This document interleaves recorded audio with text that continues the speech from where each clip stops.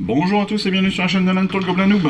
Aujourd'hui on se retrouve pour notre 61, le fascicule 61, qui comprend bien évidemment une nouvelle grappe de notre grand gousier. Et oui, le grand gousier qui est sur 2 numéros, vous le savez maintenant, avec le socle AOS. Je vous avais déjà montré la semaine passée qu'il y avait un socle spécifique, un socle tactique un peu spécifique pour Battle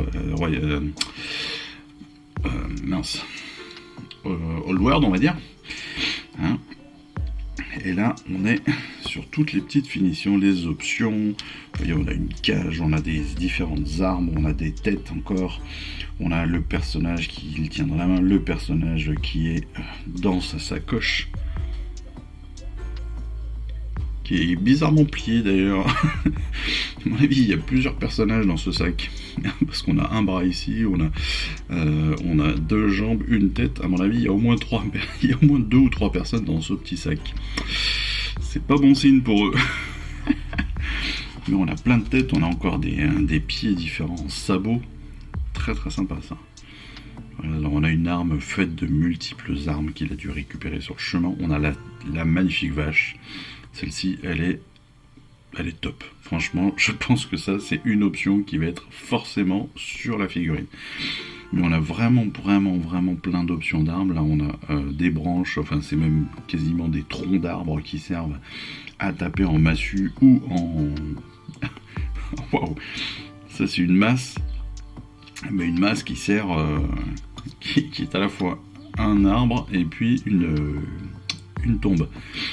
Je sais pas si c'est une masse d'ailleurs, est-ce que c'est juste une déco ou si c'est une masse complète, mais bon, c'est top. Et là on a, hop, les bacchantes de soit de cheveux, soit d'une moustache. On a donc des boucliers, enfin on a vraiment plein de détails, c'est génial, ça c'est top. Hein. Franchement, on va avoir, et en plus, si on n'utilise pas tout, on va avoir plein de bits, et ça c'est très cool aussi. Pour le 61, alors déjà on a un triptyque sur les armées d'Akshi. Et les armées d'Akshi, en fait, eh bien, vous allez le voir, on retrouve évidemment les vastes étendues arides d'Akshi avec l'œil de l'orage, les ruines d'Aramancia, le mont Vostargi et puis le fort funeste entre autres. Mais ce sont aussi donc des éléments de terrain avec différentes populations comme les Amerolaksha, les héritiers de la flamme qui sont une bande de prêtres guerriers venus du royaume d'Akshi. Hein, les Emerald d'Aksha, c'est une ville industrielle très active. Derrière ses puissantes fortifications, sa population cosmopolite s'entasse dans de minuscules habitations. Et sur Akshi, on a évidemment les pyrotueurs. Alors ça, si je ne me trompe pas, les pyrotueurs, c'est une armée qui, à mon avis, va ressortir, ou va très prochainement, à mon avis, être refaite, parce que je crois qu'ils ont disparu. Et donc, on va avoir très certainement une nouvelle série. On a aussi les Hordes Gueulogor, rappelez-vous, on a eu un personnage dans les figurines de découverte. Et bien voilà, les Hordes Gueulogor sont des créatures énormes et pataudes, habitées par une faim insatiable. Leurs assauts sont irrésistibles, sauf pour les ennemis les plus robustes. Trop cool. Et puis, évidemment, on a aussi les marteaux de Sigmar, avec entre autres une chevaleresse Incantor qui invoque un crâne embrasé.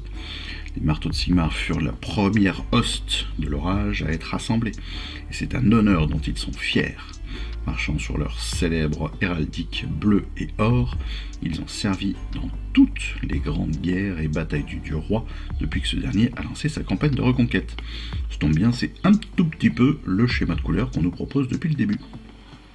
Et cette chevaleresse Incantor, je crois pas qu'on en ait, elle était, ça c'est plutôt une chevaleresse Incantor de la V2 ou la V3, donc plutôt déjà passé.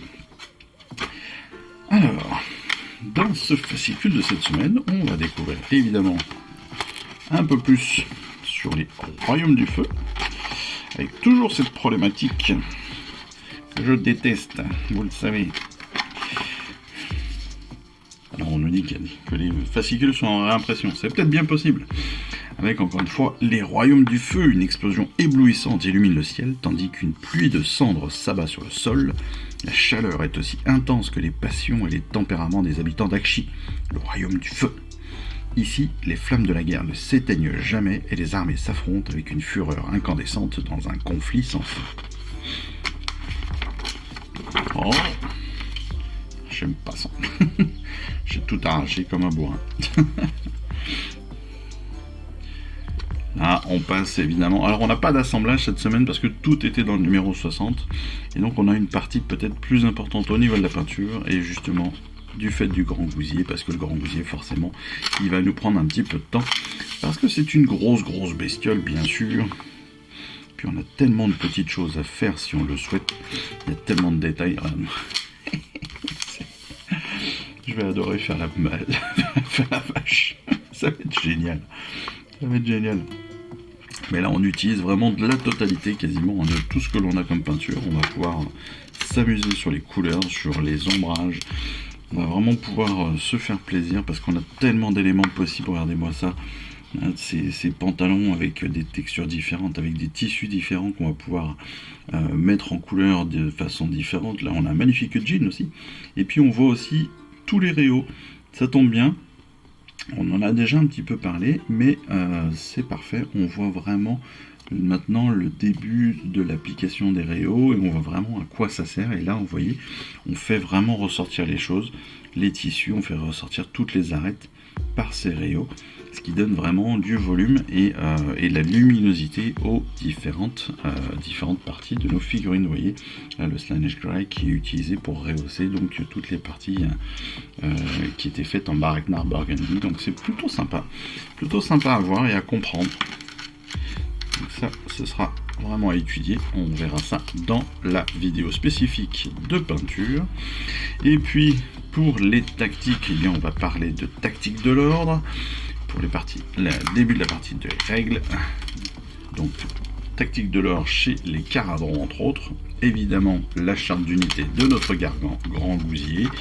Et puis on débute un nouveau pack de bataille, c'est Flammes et Fureurs, avec un nouveau plan de bataille, mais ça, on découvrira ça aussi directement dans notre vidéo de règles de la semaine. Je vous laisse la petite nouveauté, on verra aussi cette partie-là de mobilisation générale pour qu'on comprenne bien tout.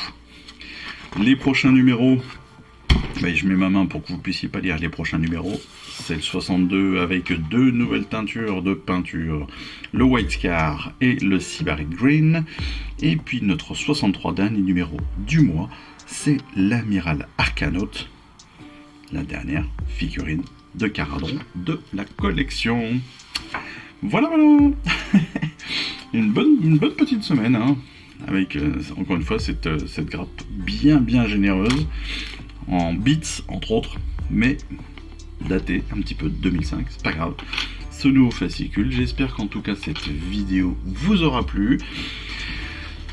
Je vous invite évidemment à revenir pour les prochaines vidéos d'assemblage, de peinture et de règles. Enfin, pas d'assemblage pour cette semaine, mais de peinture et de règles. Sinon, on se retrouve la semaine prochaine pour la découverte de notre fascicule numéro 62. Et puis d'ici là, écoutez, moi je vous souhaite une excellente fin de semaine. Et puis je vous embrasse. Allez, ciao, bye bye.